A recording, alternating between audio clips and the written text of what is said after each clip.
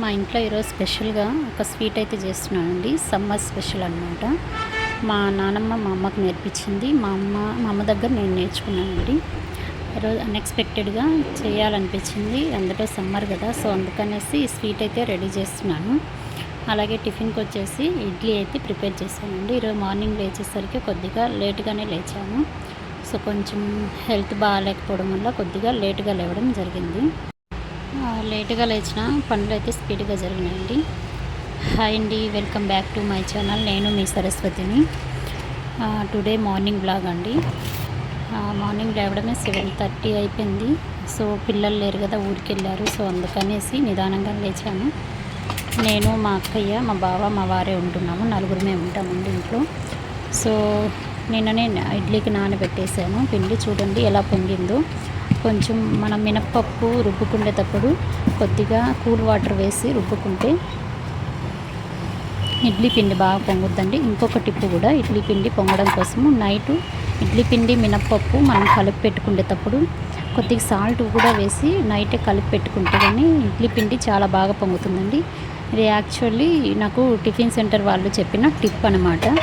ఈ టిప్తో చేస్తే ఇడ్లీ కూడా చాలా స్మూత్గా చాలా బాగుంటాయి.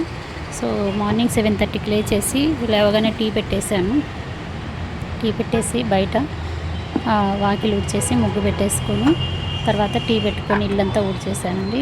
ఇంకా తొందరగా ఆయన ఆఫీస్కి టైం అవుతుందనేసి నేను ఇడ్లీ అయితే ప్రిపేర్ చేస్తున్నాను.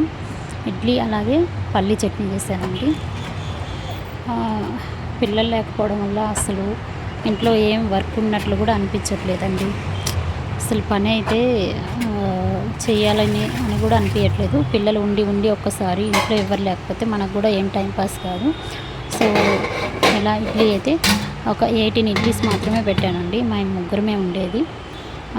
బావగారు కానీ డ్యూటీకి వెళ్ళిపోయారు ఆఫీస్కి. సో అందుకనేసి మా ముగ్గురమే. ఇడ్లీలోకి వచ్చేసి పల్లీ చట్నీ ప్రిపేర్ చేస్తున్నాను. మార్నింగ్ లేవాలంటే చాలా బద్ధకంగా ఉందండి. పిల్లల స్కూల్స్ టైంలో అయితే 5:30, 6 కల్లా లేచేసి 7:30, 8 లోపు కుకింగ్ అయిపోద్ది, మొత్తము టిఫిన్ అయిపోద్ది. అలాగే వచ్చేసి వంట కూడా అయిపోతుందండి.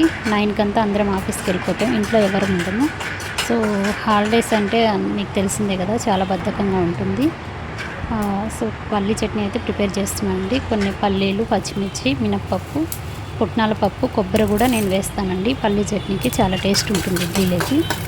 వట్టి పల్లీల కన్నా కొద్దిగా పుట్నాలు, కొబ్బరి వేస్తే చట్నీ అనేది చాలా బాగుంటుంది, టేస్టీగా కూడా ఉంటుంది. సో ఇవన్నీ వేసేసి చల్లారాక మిక్సీ పట్టేసుకొని పోపు పెట్టేసుకున్నాను. ఇవి ఏంచి మిక్సీకి పట్టేలోపు ఇడ్లీ కూడా తయారైపోయిందండి. అంతా ఒక 10 మినిట్స్లో ఇడ్లీ చట్నీ రెడీ అయిపోతుందండి. అదే అర్లీగా అయిపోవాలంటే మనకు ఇడ్లీ చట్నీ చేసుకుంటే టిఫిన్ అనేది తొందరగా అయిపోతుంది. ఇదిగోండి, చట్నీ అయిపోయేలోపు ఇడ్లీ కూడా అయిపోయింది. ఇడ్లీ కూడా తీసేసి నేను ఇంకా వేడిగానే ఇడ్లీ అయితే సర్వ్ చేసేసాను. ఇడ్లీ పెట్టేశానండి. నాకు ఇడ్లీలు అయితే ఎప్పుడు విరగకుండానే బాగా వస్తాయండి. నాకైతే నీట్గా వస్తాయి. అంతలోకి మా ఆయన స్నానం చేసేసి మా వారు కూడా దీపం పెట్టేశారు. ఆయనేమో నాకు ఈరోజు లేట్ అయిపోయింది అనేసరికి ఆయనతోటి దీపం పెట్టించేసాను. యాక్చువల్లీ ఇంట్లో యజమాని దీపం పెడితేనే బాగుంటుందనేసి అంటారండి. మగవారి దీపం పెడితే చాలా మంచిదంటారు. అది ఇంటికి కూడా చాలా మంచిదంటండి. నార్మల్ టైంలో నేను పెట్టినా కానీ ఏదన్నా ఫెస్టివల్స్ టైంలో నేను ఆయనతోటి దీపం పెట్టించి కొబ్బరికాయ కొట్టిస్తాను. నేనైతే ఇలా చేస్తాను.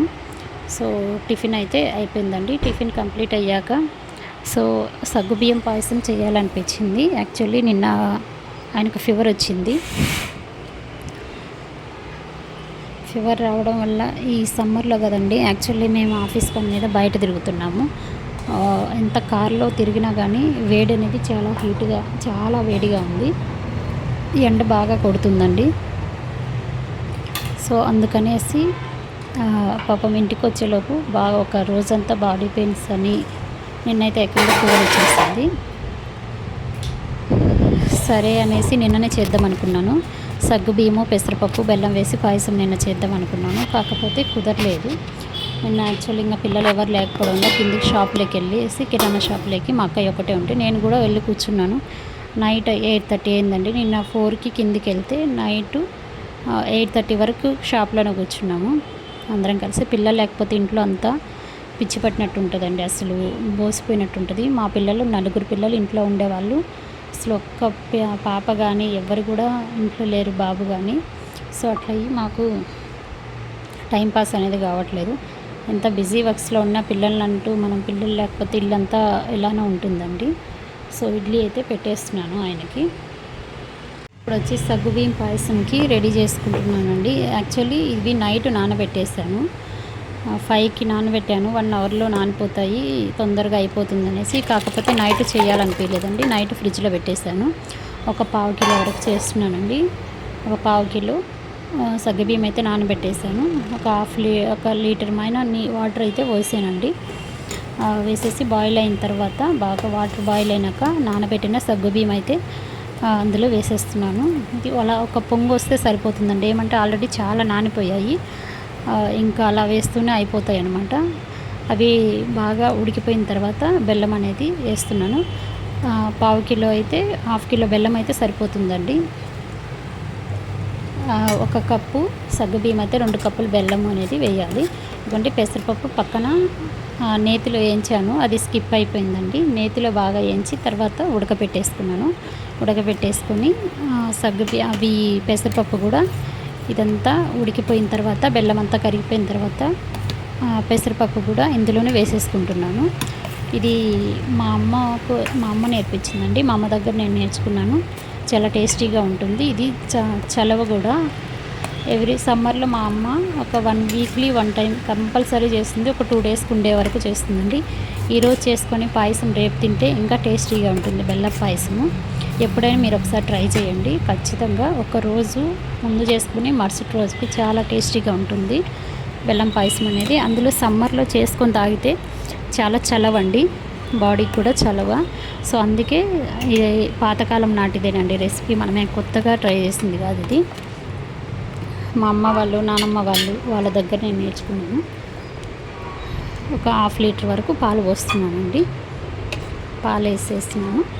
ఒక 5 మినిట్స్ తర్వాత దించేసుకుంటే సరిపోతుంది. చాలా ఈజీ ప్రాసెస్ అండి, నాకు ఒక 10 మినిట్స్లో అయిపోయింది మొత్తం కూడా ఈ ప్రాసెస్ అంతా. కానీ చాలా ఈజీగా అయిపోయింది. యాక్చువల్లీ హెల్త్ ఈరోజు కొద్దిగా బాగాలేదు, అయినా కానీ చేయాలనిపించేసి చేసేస్తున్నాను. తొందరగా అయిపోయిందండి పాయసం అనేది. ఒక 10 మినిట్స్ లోపే నాకు 10 to 15 మినిట్స్ లోపే నాకు పాయసం అయిపోయింది. ఏమంటే సగ్గుబియ్యం మనం ముందుగా నానబెట్టుకోవడం వల్ల తొందరగా అయిపోయింది. పెసరపప్పు ఒక 10 మినిట్స్ ఉడికితే సరిపోతుందండి. చూడండి ఇది అనేది రెడీ అయిపోయింది. ఈ వీడియో కనుక నచ్చినట్లయితే లైక్ చేసి షేర్ చేయడం మాత్రం మర్చిపోకండి. Thanks for watching this video.